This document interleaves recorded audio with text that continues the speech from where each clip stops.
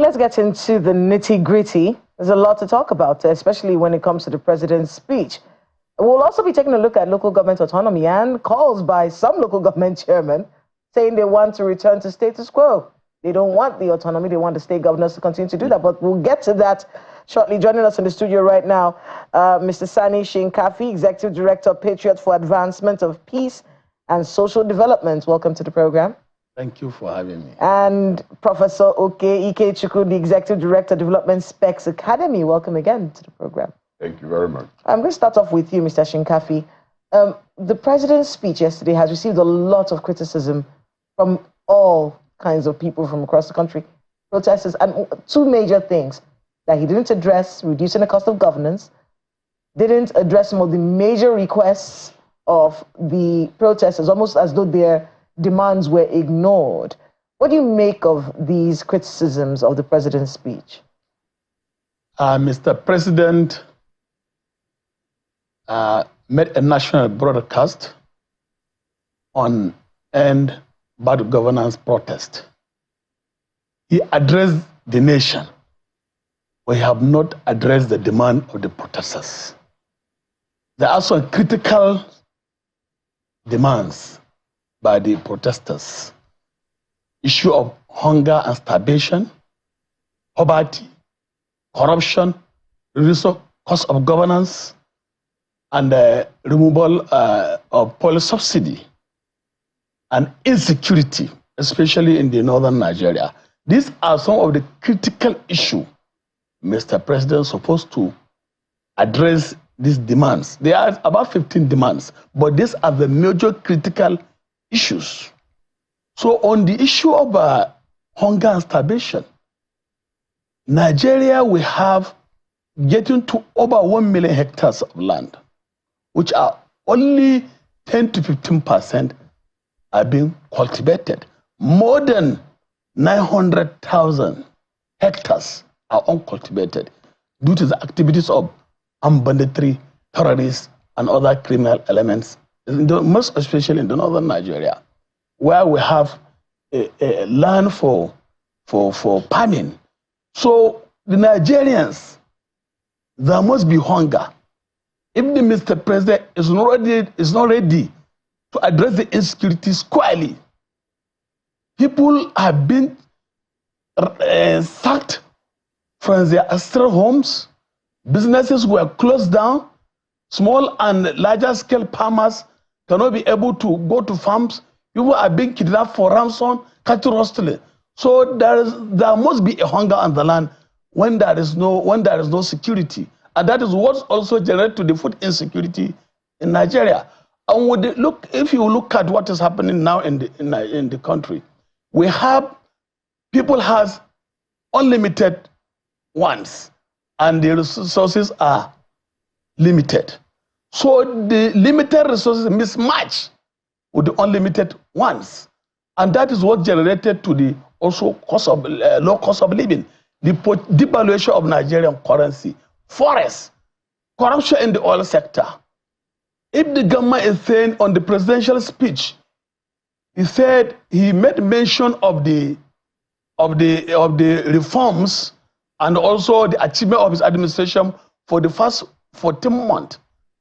But there should be economic recovery plans and economic growth. And when you are going to apply these economic recovery plans and economic growth, there should be a short term, medium term, and long term. Some of the economic growth that Mr. President is saying, he highlighted in his speech, a long term, but we need a short term economic recovery plan. Looking at the cost of living, looking at the withdrawal of the fuel subsidy. Many advanced countries, Russia, America, Saudi Arabia, Qatar, have been subsidized. China, in accordance with the IMF report, China paid more than $2.2 trillion as a subsidy on oil and gas. And why then the refineries are not working? Why people are sabotaging Dangote refinery? We have 4 state-owned refineries. and which has a capacity to refine 445,000 barrels per day. LMA refinery, Otako refinery, Warri refinery, Kaduna refinery are not working. Even when they are functional, they perform below capacity 15 to 25%. And Dangote now also commissioned a refinery which has a capacity to refine 650 barrels per day. But the people or the officials of NPC and DPR and other regulatory agencies are sabotaging the operation of Dangote refinery.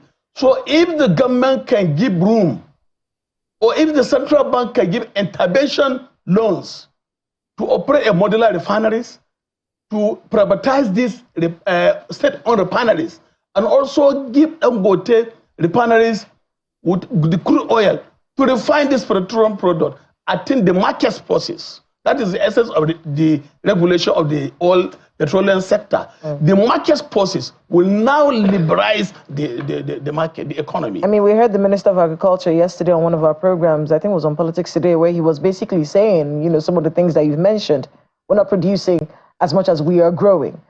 As a population, we keep expanding, but we're not, the food necessary to feed that population is not being produced. But I want to get back to Professor Oke. You know, the president's speech, were there any pluses in his speech? I mean, everyone was so excited when he said, you said it yourself, even here on the program when we were doing the August protest watch, you said he should speak. He's spoken, and everyone seems to be unhappy with what he said. Were there any pluses at all? Before we talk about pluses, let's contextualize the entire protest and the protesting community.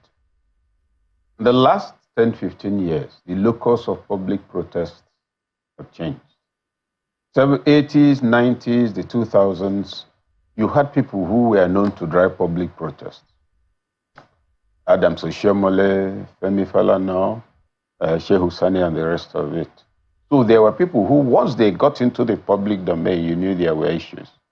If you have the outlook of a generation that expects that type of protest leading, you will never be able to cope with this type of protest. You will notice that most of the leaders, you have to ask questions before you find out who they are. And you find that many of them are self-propelling. I mean, the individuals coming out are angry. With that in view, you now look at the president's address. The protesters must look for strategic engagement through dialectical pragmatism. What do I mean by that? He has said he wants to dialogue, isn't it? Dialogue with him. Sir, you told us there's going to be dialogue you on your own without telling him. You choose among yourselves because all of you from the stadium, from Ojota cannot come to dialogue with anybody. Each of those groups and select their leaders. Okay, let's select 20 of us from across all the platforms. Let's meet among ourselves and tabulate the things we want and see if we can edit it to what is possible. Restructure all of it as the voice of one group, which is the protesting Nigerian youth. Present it to him. Short term, do this. Long term, do this. Medium term, do this. But you also then look at the feasibility of some of the demands. It is in the course of that you should even meet among yourselves and say, okay, if I'm Mr. President, this demand, how will I address it? So that as you're going for the meeting, you're super equipped. Now, that's on one side. The other thing to also see, the minister who just left your studio, that's the Minister for Power and Steel. Yes, the anchor asked him, sir, if you're paid the minimum wage, would you accept it? He said, yes. I disagree completely. A minister cannot be paid 70,000 naira. You know why? There are capacities and qualifications for every job. If I'm a medical doctor, will I, in the name of patriotism, in the name of the fact that you're angry, accept to be paid 70,000? No. Out there among those protesting, who are those who earn 70,000? Their stratification. So it's also in making demands and making concessions. We must not insult ourselves. We must, if I'm misguided in one aspect of my demand, don't concede to it. Point out that I'm mistaken. So I didn't think the minister's concession fell within what you will call, in my view, what can be allowed. No, that's an extreme. Or if I can decide to go as a minister and be paid 70,000, well, that's because I have resources to keep picking my bills. Not that that's what I deserve at that level. I have some, whatever capacity you choose to call it, whether it's vocational skill, whether it's academic education, but it's on the basis of that somebody said, this man is qualified. In principle, never mind that you can have today all manner of people as ministers, but the principle mustn't be lost. Having said all of that, the question then, going back to the substantive issue, are there pluses and minuses? Yes, there are pluses. The major plus that he spoke at all, there were concerns that he wouldn't even talk to Nigerians. The other plus, which I've already hinted at, is the fact that he called for dialogue. Now, if the protesters are serious, and all of us are protesters, he shouldn't get away with that promise. You said you want dialogue. Sir, we are now ready. Please, let's decide where to meet. I saw in the news this morning that the Lagos protesters were, I think, going to have some roundtable at Ojota. No, don't diminish yourself by doing that sort of thing. First, it's a very vulnerable area. Second, you can't invite everybody in town for a dialogue.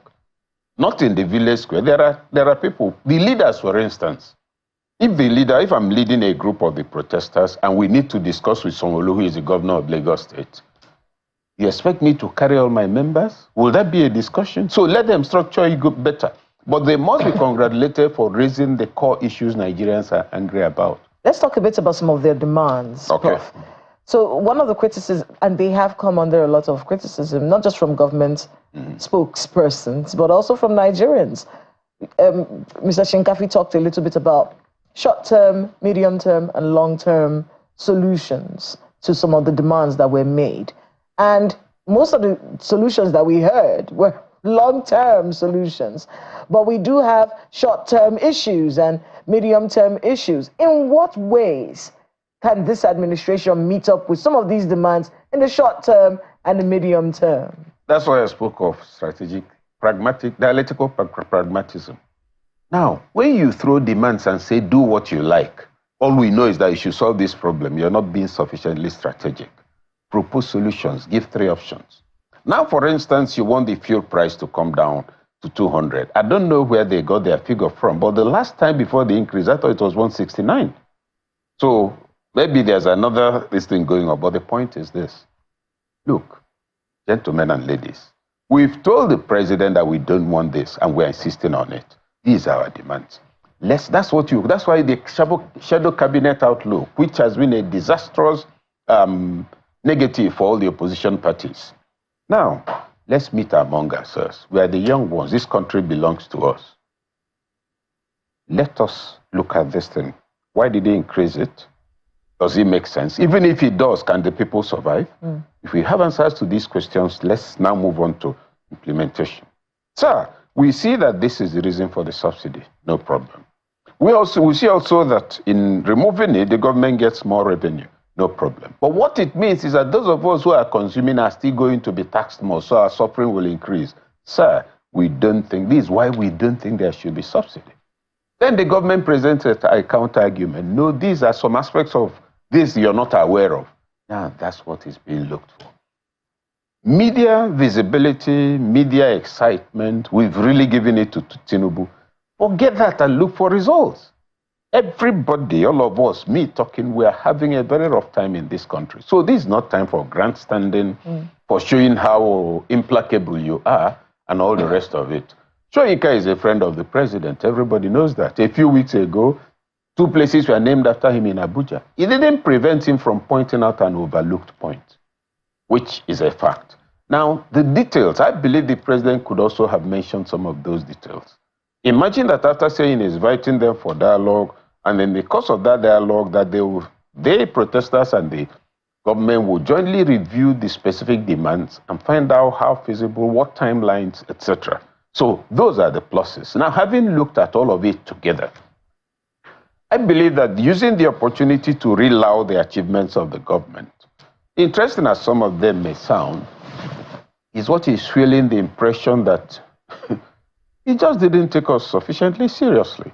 You know, there's another occasion for that, and that's why I've said, disaggregate the communication of government.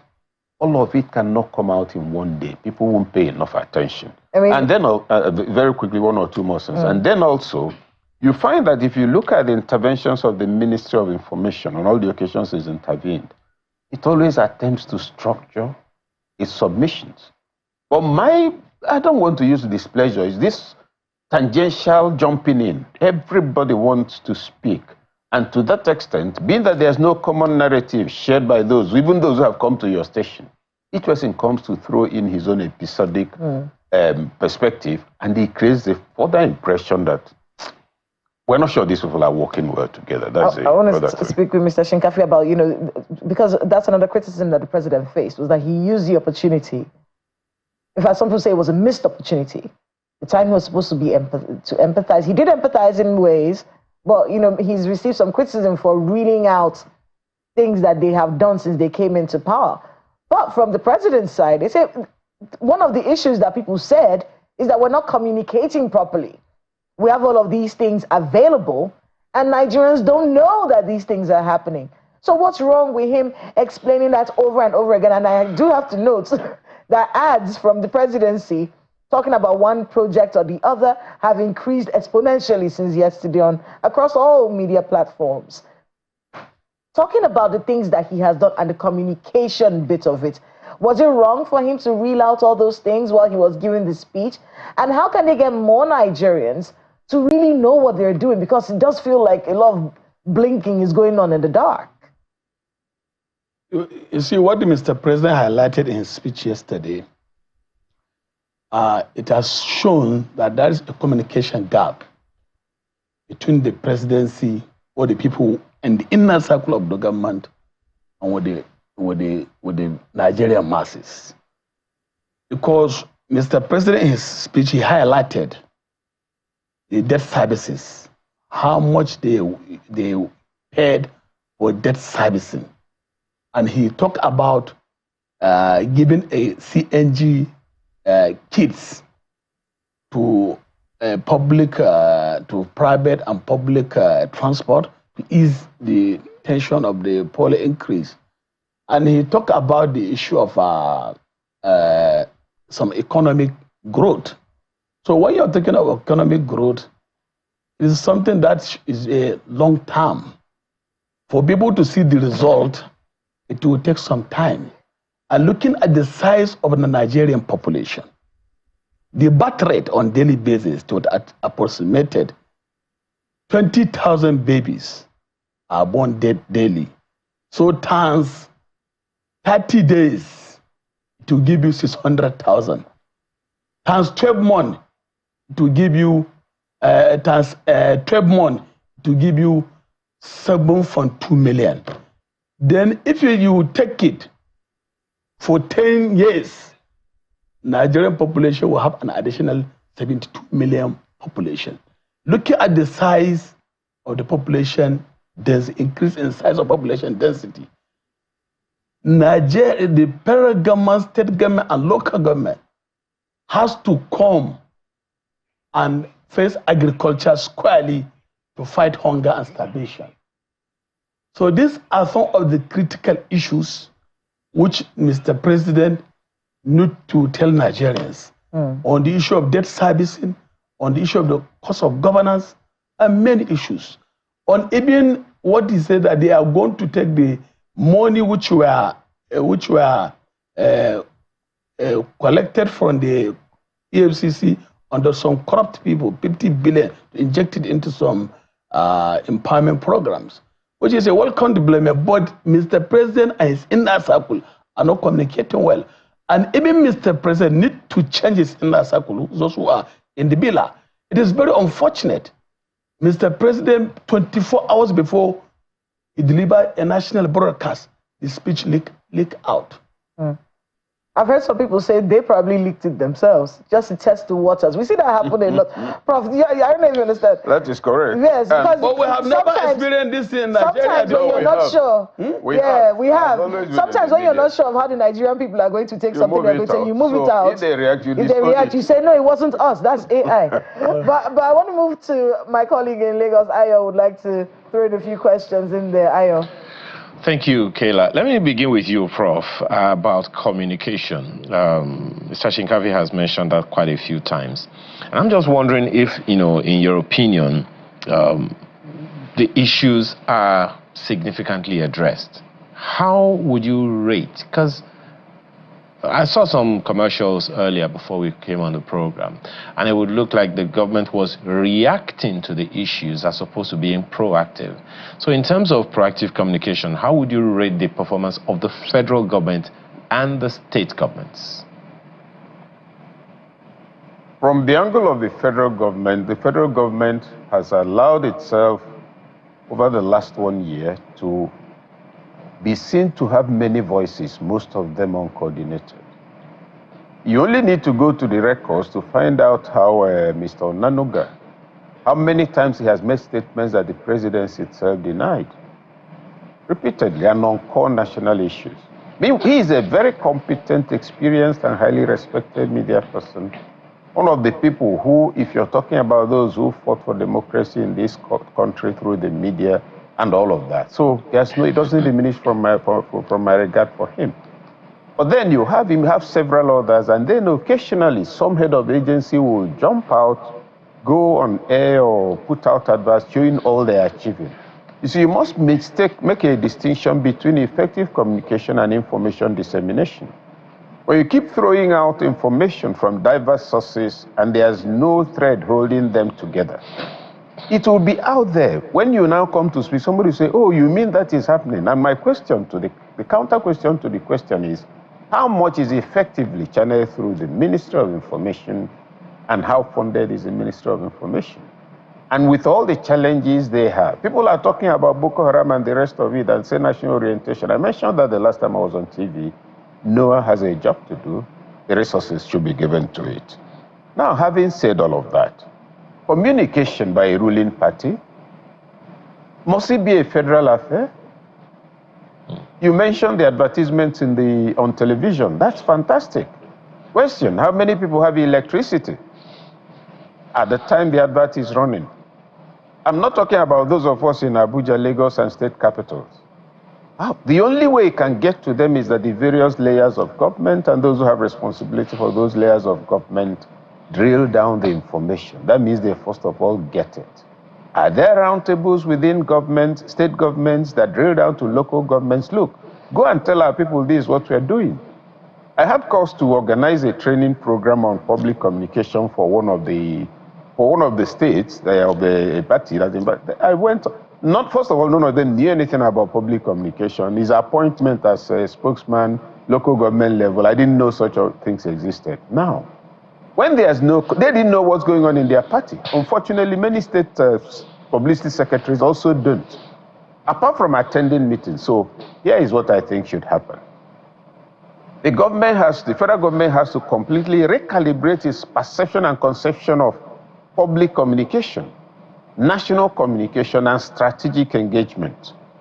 The Federal Minister of Education has the structures. I never get tired of saying that. That's the only agency, in addition to NOAA, that has offices, federal information centers all over the country. Man, supposed to bring information down there and bring back feedback, is not being enabled to do that. Also, I believe that too many government agencies have their own private television programs. Most of them are one-hour programs, really know their individual achievements. No problem with that, but you must ask yourself, who watches it? You put on your TV and it is something on, whether any of the parastatals, something half hour or something 1 hour, you switch on to another channel. So there are extensive records of expenditure, but not evidence of impact in communication. And that's why these adverts, yes, you ask whether they are reactive. Yes, they are reactive. The argument must now be that, oh, you see, we are not doing it. Let's tell Nigerians what we are doing. So you take 20 pages in different newspapers, put out your program. You don't ask yourself, beginning with you, which Nigerian will sit down to read a full page of advert on whatever it is you think you're doing? So again, is expenditure. Meanwhile, that advert, instead of running as advert, can be a briefing that will take a lot of space in the news, reach more people, use several platforms for less than half of the cost. So, summary in response to the question about communication. The government has a lot to say. But if each time he has a chance to speak to us, it only reels out data, it's offensive with all due respect. Because, oh, we did this, we did that, first we're hearing it for the first time. Second, the communication is not humanized.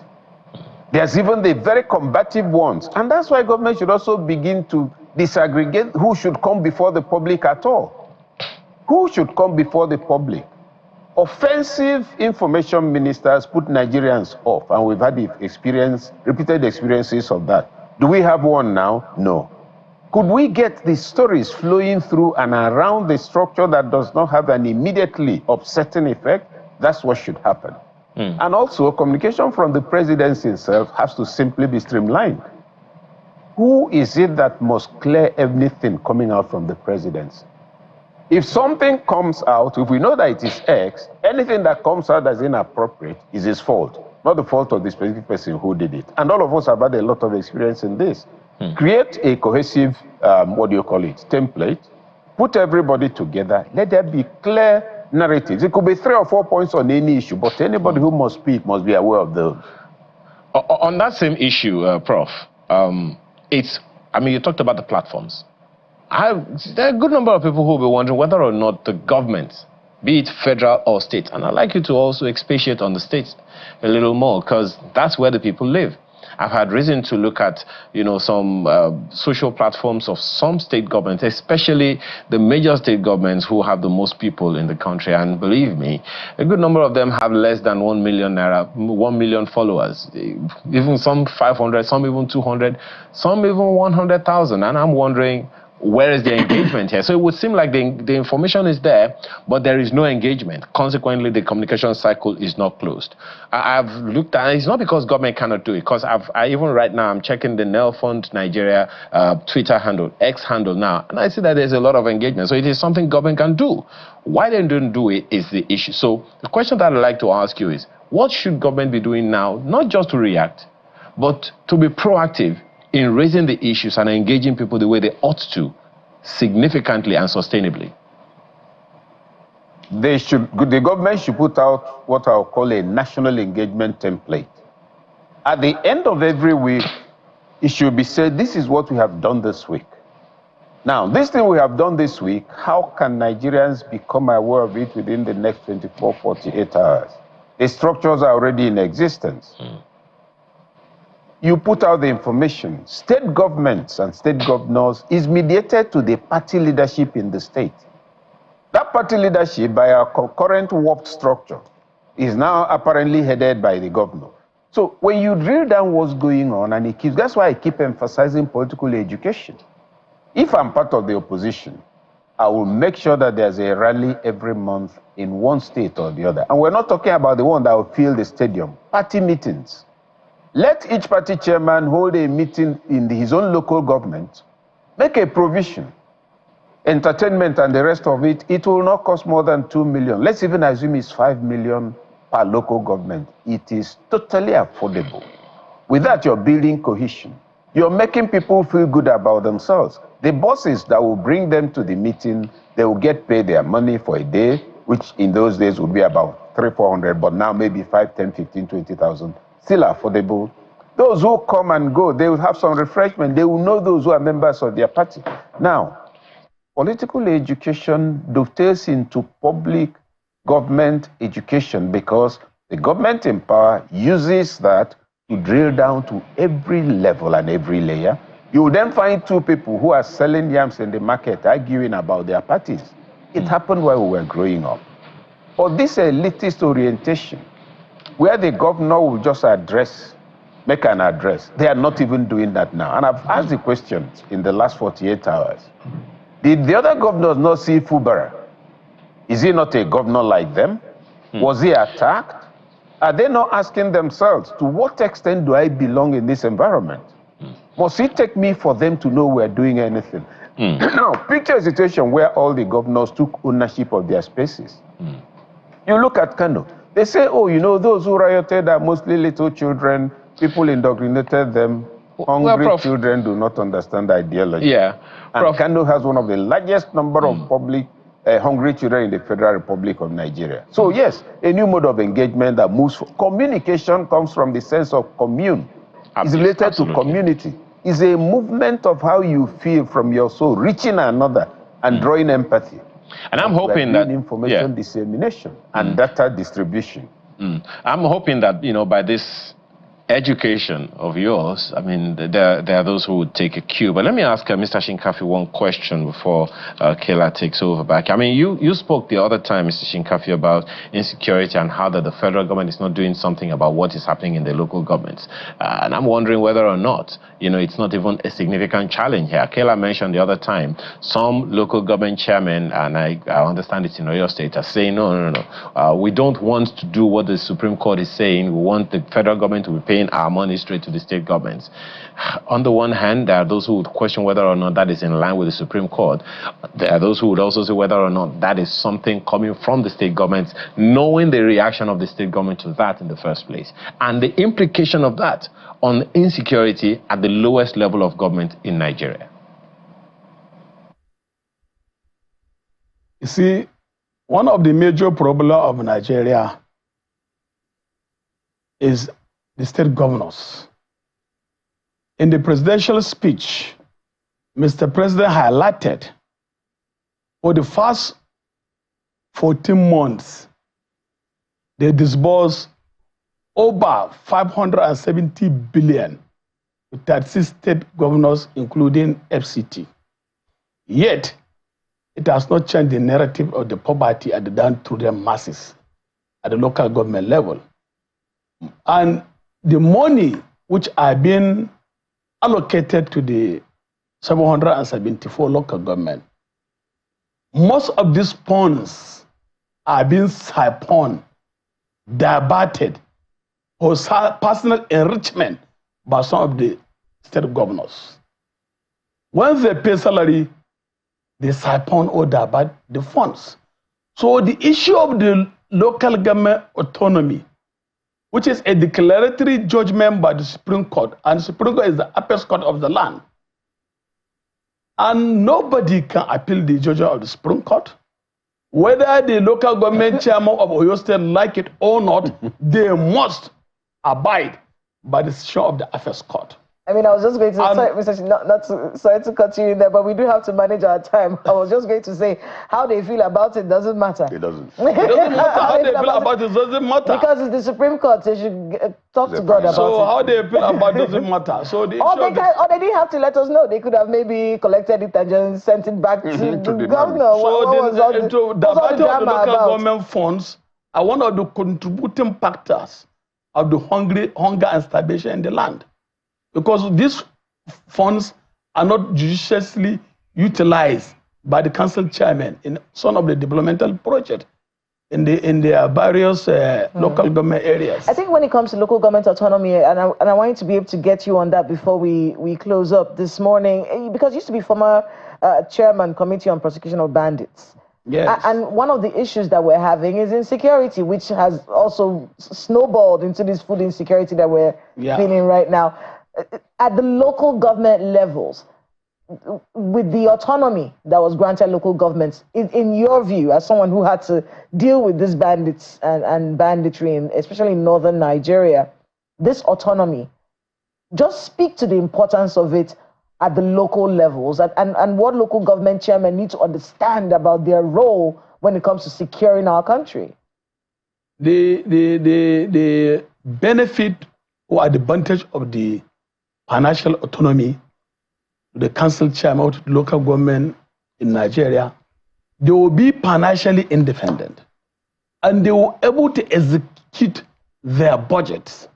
Because in the days where the local government chairman receive their allocation directly from the park, they execute some rural roads, hospitals, organize security meetings, organize fair vigilante in their various community.